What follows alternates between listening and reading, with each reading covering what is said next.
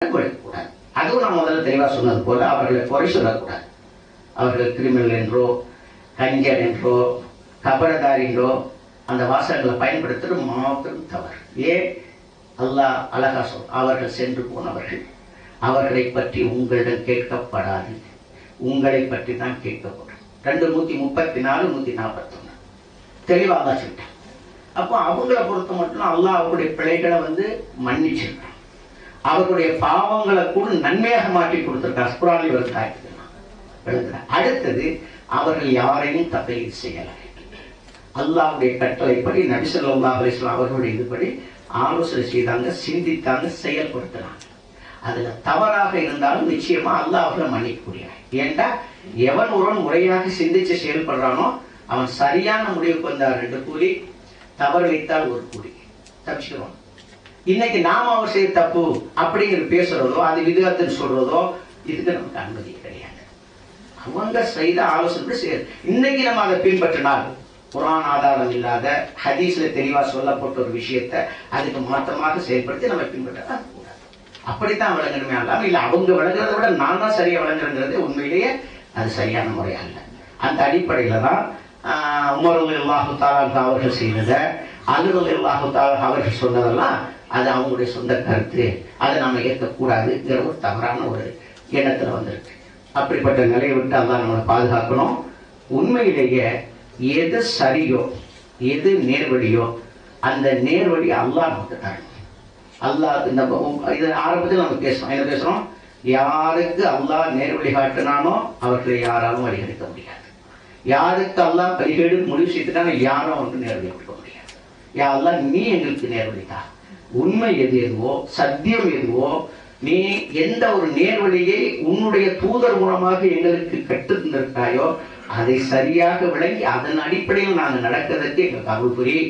எந்த ஒரு நிலையிலும் யாருடைய பேச்சை கேட்டோம் ஷைத்தான் எங்களை வழிகெடுக்காமல் இருக்க நீ பாதுகாப்புத்தா என்ற அடிப்படையில் அல்லாஹ் அழுது கேட்டுக்கொண்டு நாம அந்த முறையான சிந்தனையோட போமையானால் நிச்சயமாக நம்மளை அல்லாஹ் வழிகெடுக்க மாட்டான். ஆக அன்பு சகோதரர்களே, இதை உங்களோட மனதில் இருத்திக் கொள்ளுங்க.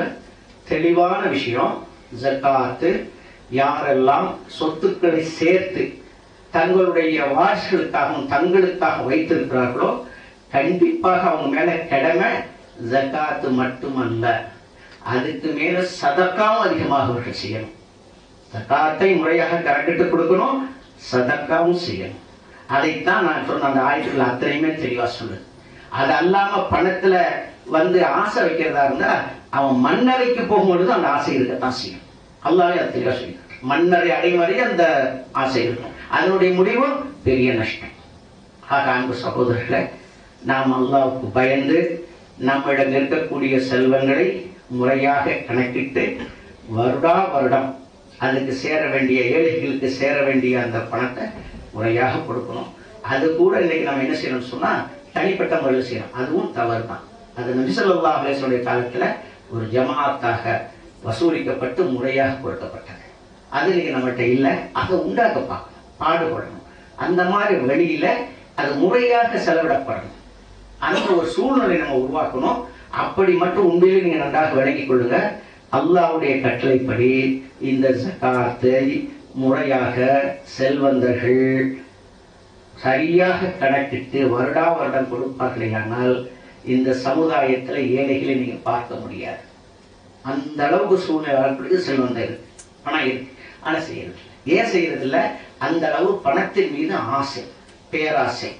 பேராசைனால கட்டி காட்டாங்க. இன்னும் சொல்ல போனா இது அவர்களுக்கு எந்த பிரயோஜனமும் இல்லை. நல்லா சொல்லுற சொல்லியிருக்காங்க, சொல்லியிருக்காங்க. உன்னுடையது உன்னுடையது உன்னுடையது சொல்றிய, எது உன்னுடையது? நீ உண்டு கழித்தது, உடுத்து கிழிச்சது, மறுமைக்காக நீ அனுப்பி வச்சது, ஜகாத்து சதக்கான்னு அனுப்பி வச்சு, மற்றதெல்லாம் உன்னுடைய வாரிசுக்குரியதுன்னு சொல்ல தெளிவா சொல்லியிருக்காங்க. அந்த வாரிசுக்குரியது தான் இந்த மாதிரி ஜகாத்தையும் கொடுக்காம சதக்காவும் செய்யணும். வைக்கல் போலை என்ன சொல்லுவாங்க, வைக்கல் போற காக்கு நாய் சொல்லுவாங்க, அந்த மாதிரி நிலை தான் இருக்கான். அவன் என்றைக்கு மண்டையை போட்டானோ அவனுடைய சொத்து அவனுடைய வாரிசுகளுக்கு போயிடுச்சு. இந்த நிலையில இருந்துகிட்டு அவன் ஆசைப்படுறான்னு சொன்னா இது எதிர்ப்பு சேர்க்கிறான். ஆக அன்பு சகோதரர்களே, இந்த நிலையை விட்டு அல்லாஹ் நம்மளை பாதுகாக்கணும். நாம முறையாக விளங்கி நம்முடைய கடமையை செய்யறதுக்கு அல்லாஹ் நமக்கு அருள் புரியணும். இன்ஷா அல்லாஹ் இப்போ உங்களுடைய சந்தேகம் இருந்தால் கேளுங்க.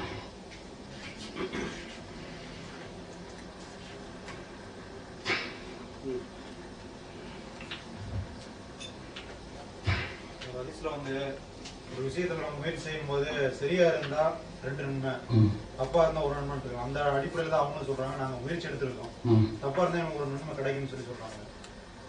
அவங்கள பொறுத்த மட்டும் அது கரெக்ட். இஹ்லாஸோட எந்த சுயநலமும் இல்லாமல் யாருடைய தயவும் எதிர்பார்க்காமல் பரிபூர்ண இஹ்லாஸோட செய்திருந்தால் அவங்க சொல்றது உண்மைதான், நம்ம இருக்கல. ஆனால் அதை யார் எடுத்து நடக்கிறார்களோ அவர்கள் தக்கலீது பண்றாங்க, நாளைக்கு நான் எடுத்துக்கொண்டிருக்கேன். புரிஞ்சுக்கிறீங்களா? அதை நம்ம ஆனால் அவங்களுடைய இஹ்லாஸ் இருக்கணும், தூய்மையான எண்ணத்தோடு செய்திருக்கணும். சரி, அப்படி தூய்மையான எண்ணத்து உள்ளவங்க வந்து இப்படிப்பட்ட பழியை வந்து 4 ஹலீஃபாக்கள் மீதோ அல்லது இவங்க மீதோ போட முடியாது. அதாவது அது நல்ல தெரியுது விதண்டாவாதம். அதாவது நீங்க கொஞ்சம் நடுநிலை பேசுனீங்க, எல்லாம் விதண்டாங்க. அந்த இது இருக்குது, அந்த இப்போ 10-11 நடந்த அந்த இது சீரியெல்லாம் இங்கே வந்துருக்கு நினைக்கிறேன், நீங்கள் போட்டு பாருங்க. விதண்டாவாதம் ஒரு சாதாரண ஒரு விஷயத்துக்காவது பலகீனமானவரா ஏற்கத்தக்கவரா 2 சொல்லிடலாம்ல. அதுக்கு அன்னைக்கு நாள் முழுதும் போகணுமா? அப்போ என்ன நோக்கம்? அப்போ எந்த அளவு அவங்க வந்து நல்ல நோக்கத்தோடு அவங்க செயல்படுறாங்க நீங்கள் முடிவு பண்ணிட்டு அதை அல்லாஹ் தெரிய பார்த்துக்கிறேன். ஆனால் அவங்க சொல்றது ஒன்று, அந்த ஹதீஸை நம்ம மறுத்து தூய்மையான எண்ணத்தோடு சத்திய உணர்வோடு அவங்க செய்திருப்பார்கள். ஆனால் அவங்க தப்பு செய்தாலும் ஒரு கூலி உண்டு. ஆனால் தவறான எண்ணத்தோடு செய்திருந்தாங்கன்னு சொன்னா இந்த மக்களை வழிகெடுத்த அத்தனை இதுக்கு நம்ம பதில் செய்யலாம். அது அவசியம். இந்த ஹதீஸ் வருதுல மஸ்தே பிரகாரம் அலி ரலியல்லாஹு அன்ஹு கேட்கிறாங்க, அவங்களுக்கு அப்புறம் அறிவிக்கிறாங்க. அவர் அறிவிச்சதுல ஃபுல்லாக்க அலிட்டு அலி ரலியல்லாஹு கேட்கறாங்கல்ல, அதுல மட்டும் அவர் தவறு செஞ்சிருக்காரு அந்த அறிவிப்பாளரு, ரசூலுல்லாஹ் வந்து விசாரிச்சாரு அப்படின்னு மத்த இமாம்கள்லாம் விமர்சிச்சிருக்காங்க. அந்த இதுல மட்டும் இதை அலிட்ட கேட்கிறாரோ அதுல மட்டும்தான் இவர் தப்பு செஞ்சிருக்கிறாரு அப்படின்னு விமர்சிச்சிருக்காருன்னு எடுத்து சொன்னார் அவரு. அதாவது அதுல மட்டும்தான் அதை தப்பு செய்தாருக்கு, மத்தெல்லாம் தப்பு செய்யலைங்கிற வாதம் அப்படித்தானே நீங்க சொல்றது? இந்த ஒரு விஷயத்துலதான் அவர் தப்பு செய்தாரு.